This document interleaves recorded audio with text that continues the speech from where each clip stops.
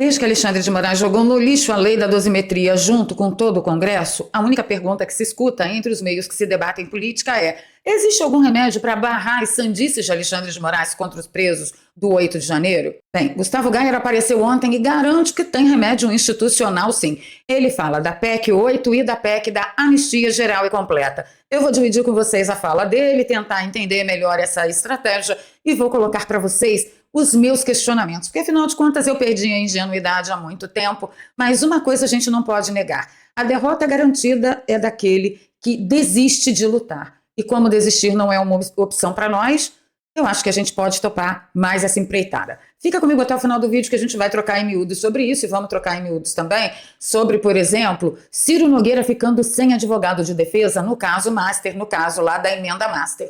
Isso tudo pode estar conectado lá na frente com o STF, com o impeachment ou com a ausência, a omissão do Davi Alcolumbre. Nessa edição eu também abordo com vocês a situação da direita e daqueles sabor direita que agora partiram com tudo, com força e com vontade para tentar dizimar os nossos ícones, Eduardo Bolsonaro, Flávio Bolsonaro, enfim. É aquela turminha que se identifica à direita, mas quer extirpar o sobrenome Bolsonaro da política. Só porque a gente quer, é só porque a população quer. E para isso eles se utilizam de todo tipo de expediente. Ontem, Rodrigo Constantino chegou no fundo do poço. Se tem alguma coisa mais funda, mais baixa do que o que ele fez, eu ainda não vi. Isso em se tratando de atores do mesmo espectro político. E em resposta a Rodrigo Constantino, Alan dos Santos definitivamente tirou as crianças da sala. E deu uma resposta, meu amigo, tão cabeluda que ninguém na internet ainda soube me apontar. Eu vou dividir com vocês e vocês me digam se vocês sabem de alguma coisa a esse respeito. Eduardo Bolsonaro também partiu para cima de Rodrigo Constantino e para cima de Ricardo Salles, que, aliás, Ricardo Salles vai tomar um processinho de Valdemar da Costa Neto. Agora, tem duas figuras que estão em absoluto silêncio, que é Davi Alcolumbre e Tarcísio de Freitas.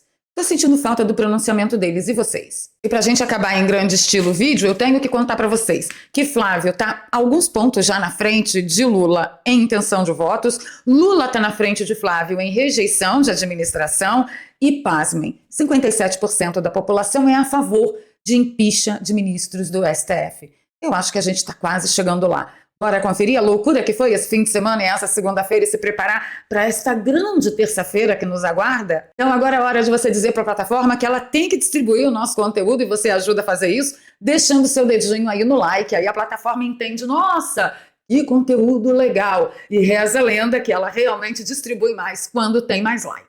Então ajuda a gente aí. Bora para a pauta? Vamos lá. Ontem, no meio do dia, o Cacai, aquele que vai ao STF de bermudas e pernas muito malhadas, ele largou a defesa do Ciro Nogueira. A mídia do regime está garantindo que isso foi de comum acordo, tá? Que eles disseram que era melhor Cacai não defendê-lo. Eu não faço a menor ideia de por que o Ciro Nogueira abriria a mão de um advogado tão bem relacionado assim com o STF, já que toda essa bagaça do Banco Master está no STF, não é verdade?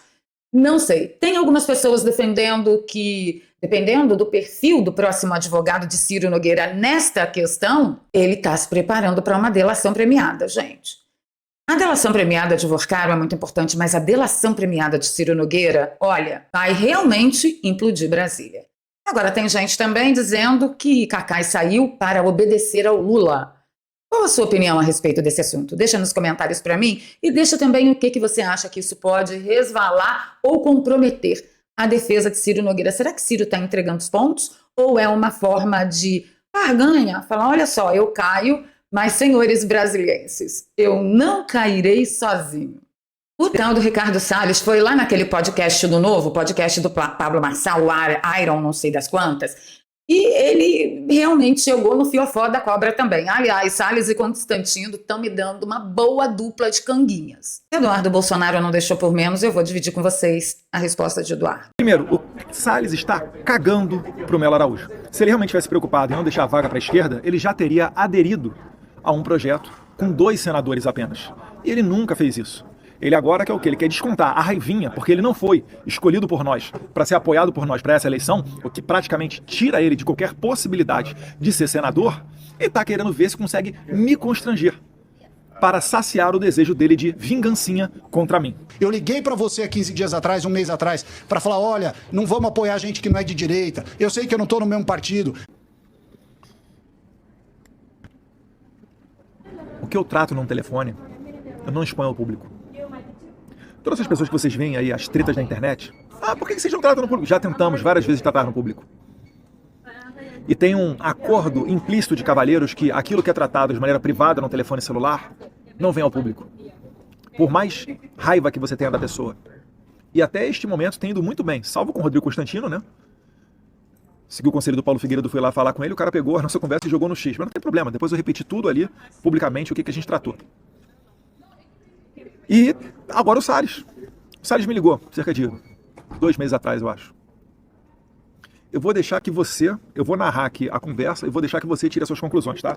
Eu jamais falaria isso, mas já que ele está levantando aqui, ele me ligou e falou o seguinte: Eduardo, sei que está passando um problema complicado aí, está passando uma fase de sacrifício, né?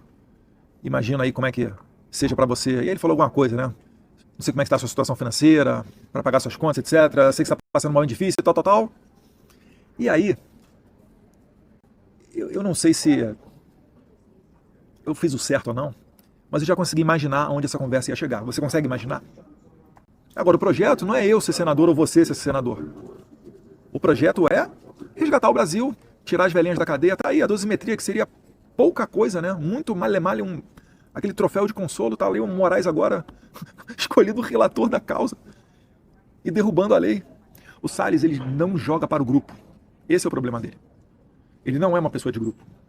É por isso que ele tá fazendo esse estardalhaço todo. Porque ele quer se vingar de mim. Ele não quer botar o Melo Araújo, o Mário Frias. Ele tá cagando pra isso. Ele vai se deleitar e vai rir se ele conseguir me tirar de campo. E para isso ele tá apelando tanto a ponto de não conseguir enxergar que ele tá caindo no ridículo de usar a mesma narrativa do sistema que o persegue. Vocês conseguiram entender a gravidade disso aqui? E vocês não têm ideia como o Salles está, assim, usando a mesma narrativa do PT, que persegue o Salles e persegue todos nós. Olha só. Você mexe com a vida das pessoas. Você vai inocular algo em você, disse o presidente. Essa fala foi entrevista publicada no sábado, 19 de dezembro de 2020, no canal do YouTube do seu filho. Aquele fujão que está nos Estados Unidos tentando pregar o golpe contra o Brasil. Pois é, Salles chamou o Eduardo Bolsonaro de fujão e Lula também chamou o Eduardo Bolsonaro de fujão. Nossa, ora, mas que coincidência, né? Mas vocês sabem o que é mais ridículo de tudo? Que quebra toda a narrativa deles? Eu coloquei no X que Ana Paula Henkel teve uma noite que surtou ao vivaço na Revista Oeste. Parem com isso! Apenas parem! Porque Donald Trump, quando veio para essa segunda campanha que gerou o seu segundo mandato, ele chamou a todos, inclusive quem dizia na eleição passada, na campanha passada, que o odiava, todos, de todos os espectros. A Ana Paula defendeu isso. Mas aí, quando Eduardo Bolsonaro pontua André do Prado, não, aí não pode. Não pode, porque não é essa diversidade toda que tem que ter. A diversidade que esse pessoalzinho quer é a escolha dos seus amiguinhos, a escolha daqueles envolvidos. Gente, eu não sei nem mais onde e no que essas pessoas estão envolvidas. Fica comigo até o final do vídeo que eu vou mostrar para vocês a lebre mastodôntica que o Alan dos Santos levantou ontem no X. Só quero avisar para você, ô Salles, que Valdemar da Costa Neto vai te processar, tá, bonitão? Segura o pochechinho. PL, Valdemar Costa Neto. Ele me disse que vai processar o deputado Ricardo Salles depois de acusações de Salles sobre corrupção envolvendo o PL, o partido dirigido por Valdemar, e integrantes no Ministério dos Transportes e no DENIT durante a gestão de Jair Bolsonaro. Vou processá-lo, vamos ver se ele vai ser homem e confirmar o que falou. Teve uma entrevista ao podcast Iron Talks no sábado do deputado Ricardo Salles, quando, dentre outras coisas, ele disse que a turma do Valdemar teria participado de supostos desvios no Ministério dos Transportes e no Departamento Nacional de Infraestrutura de Transportes, o DENIT. Ele disse que o então ministro de Infraestrutura, que era ninguém mais, ninguém menos que Tarcísio de Freitas, hoje governador de São Paulo, teria feito uma limpa na pasta durante o governo Bolsonaro em razão dos escândalos de corrupção. Salles também disse que Tarcísio evitou se filiar ao PL em 2022. Vocês lembram dessa pressão? Quase aconteceu e Tarcísio dava a esperança de que faria essa mudança de partido. Isso segundo Salles, porque Tarcísio conhecia essas supostas práticas de corrupção internas do partido. O Tarcísio foi lá e fez uma limpa. Quando ele veio para ser candidato em 2022, disse o Salles, aqui em São Paulo, ele fala, no PL eu não vou me filiar, porque eu conheço essa turma, eu sei o que eles faziam no Ministério.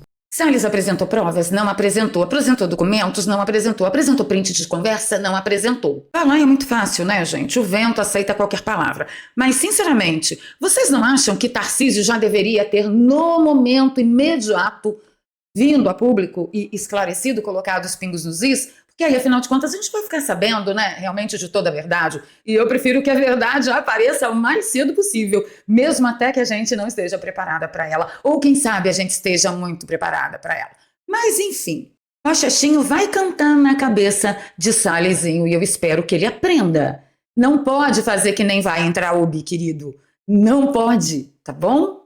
Joyce Hasselman 2. Aí uma parte dessa treta toda que me deixou realmente muito chateada foi o que Rodrigo Constantino fez ontem no X. Ele colocou esse meme, que meme não é uma coisa muito séria, né?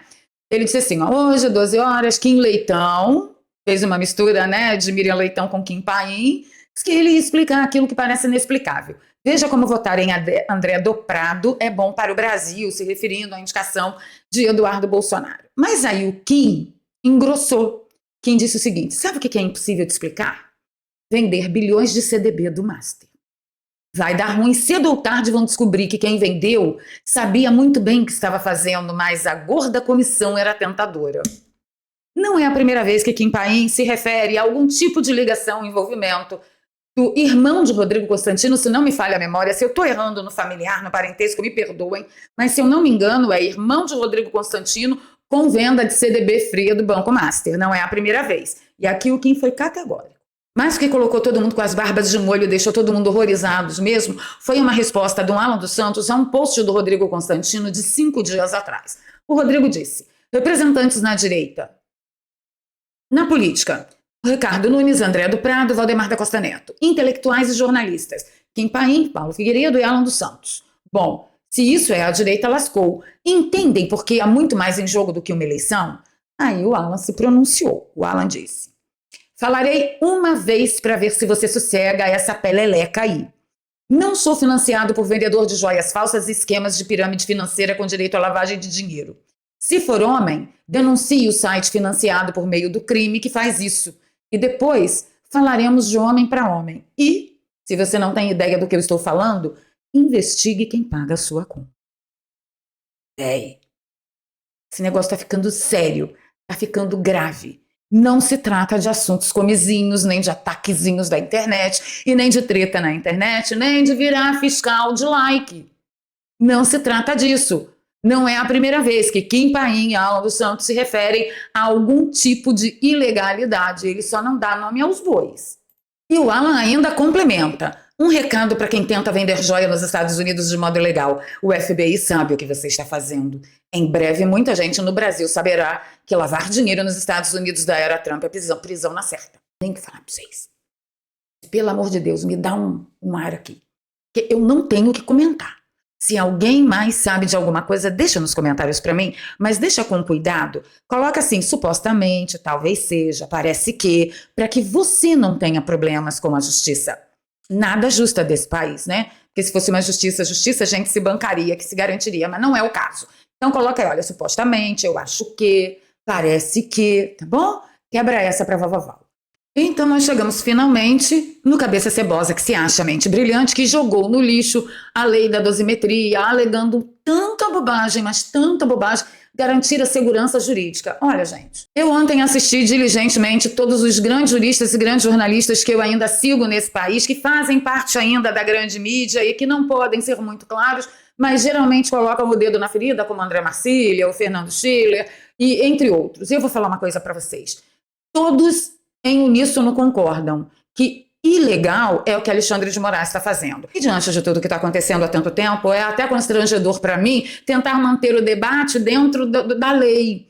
Como se existisse lei, como se existisse Constituição, como se existisse devido processo legal, como se existisse justiça nesse país. A gente sabe que não existe. A maior pergunta que se fez de norte a sul desse país é como barrar as atrocidades de Alexandre de Moraes, principalmente contra os presos do dia 8 de janeiro. O Gustavo Gayer trouxe uma solução. Ele garante que tem jeito. Vamos ver o que ele tem para dizer? E aí eu vou entrar com os meus questionamentos. Nós vamos primeiro aprovar a PEC 8, tira o poder dele de derrubar decisões do Congresso, monocraticamente, ou seja, sozinho, e aí nós faremos a PEC da anistia. Aqui, a PEC da anistia é realmente anistia total, Jorge, e restrita para todo mundo. É uma anistia para todas as pessoas envolvidas no 8 de janeiro por supostos crimes de associação criminosa armada, tentativa de abolição do Estado Democrático de Direito e golpe de Estado. Então, ok, vamos partir do princípio que a derrota está garantida para aquele que desiste de lutar. Como esse não é o nosso caso, nem nunca foi, nem nunca será, vamos questionar o seguinte. Gustavo Gaia fala da PEC 8, que inclusive já foi aprovada no Senado, só faltaria ser aprovada na Câmara, e ele garante que consegue aprovar, ele vai sair amanhã colhendo as assinaturas, amanhã não, hoje, colhendo as assinaturas e tal. Tem que ver se o Hugo Mota vai deixar, não é? Porque, enfim, depois de certos jantares de Hugo Mota, ele virou a casaca. O que faz essa PEC 8? Ela proíbe ministros do STF de fazerem decisões monocráticas. Ah, então você acaba com o poder de Alexandre de Moraes de decidir coisas ilegais? Não, senhores. Por quê? Porque ele ainda tem a turminha que vota com ele. Se nós impedirmos ele de votar sozinho, o que vai impedi-lo de chamar a turminha? Ele vai falar, isso aqui eu vou decidir quando o plenário julgar. Encerrado o assunto. O plenário vai lá e vai julgar com ele e acabou. Gaia, não vou nem te falar, meu amigo, sinceramente. É isso. A estratégia é essa. Quero saber o que você acha. Deixa nos comentários para mim, sempre levando em consideração. Eu não admito que você desista. Você não tem o direito de desistir. Se você não tem um castelo na Suíça, você não tem o direito de desistir. Se você não tem uma mansão na Flórida, você não tem direito de desistir. Esse é um compromisso com a sua descendência. Não tem nada a ver com Bolsonaro, não tem nada a ver com nada de política. Tem a ver com sobrevivência. A gente precisa continuar tentando. Vejo formas do Alexandre de Moraes burlar essa nova tentativa? Vejo. Vale a pena tentar? Sempre vale a pena tentar. Principalmente porque tudo isso que eles estão fazendo, que nós estamos apoiando, ficam registrados nos anais da história da política brasileira. E talvez a gente precise muito disso lá na frente. Se nós não precisarmos, talvez nossos filhos e netos precisem. Então, eu apoio qualquer coisa. E vocês? Deixa aí nos comentários para mim. Não por acaso, 57% da população brasileira declara que apoia impeachment de ministros do STF. Confia. Outro recorte dessa pesquisa questionou os entrevistados sobre impeachment de ministros do Supremo Tribunal Federal. Vamos ver, olha só. Os que são a favor de impeachment contra ministros do Supremo são 57%. 27,2% são contrários. Não souberam ou não responderam somam 15,9%. Faça conta de padaria. De 57 que aprova o impeachment para 27 que não apoia, nós estamos falando de 30 pontos. É bastante. E já caminhando para o final, tenho que pontuar para vocês como é que está Flávio nas intenções de votos. 46,9% da população que falou com essa pesquisa vai votar em Flávio Bolsonaro e apenas 44,4% vai votar em Lula. Ou seja, não é mais empate técnico, não é mais maioria numérica, mas quase empate técnico. Já saiu da margem de erro e é isso que nós temos para Flávio Bolsonaro. Senhores, a campanha nem começou. Nós nem começamos a colocar a mão na massa. Essa é a verdadeira campanha política, que leva em consideração a caminhada do sujeito. Cara, estão deixando a gente sonhar. E sabe qual é a melhor forma de você sonhar? Quando você sonha leve, quando você sonha gostoso, quando a sua vida financeira está coberta, quando a necessidade financeira de sua família está garantida. E como aqui no Brasil nós temos vários perigos pela frente, várias possibilidades de tropeções, de caixinhas mágicas, os votos do Nordeste, de Bangladesh, do Sul, que demoram sempre muito tempo para chegar, nós temos que estar preparados, independente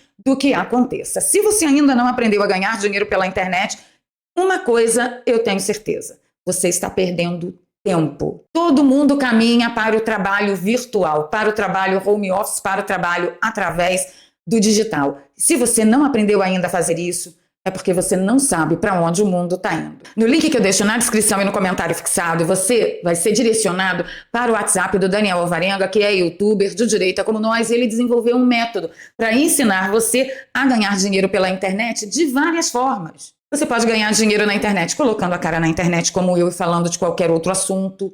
Só não aconselho você falar de política. Porque tá ruim, tá? São muitos perigos na democracia relativa. Mas você pode não criar conteúdo, você não precisa aparecer, você pode fazer uma prestação de serviços, você pode vender produtos, não vender nada. São tantas possibilidades e a única coisa que você tem que fazer neste exato momento é clicar no link e ir assistir às aulas do Daniel Alvarenga. Se fizer sentido para você, a gente te vê no outro lado. Se não, a gente se vê aqui todos os dias a partir das 7 da manhã. Eu garanto que se eu, aos 46 anos, conseguir, queridos, cada um de vocês também consegue. Tá bom? Não perde tempo. E aí, o que você tá achando? Tem remédio para essa bagaça ou não tem?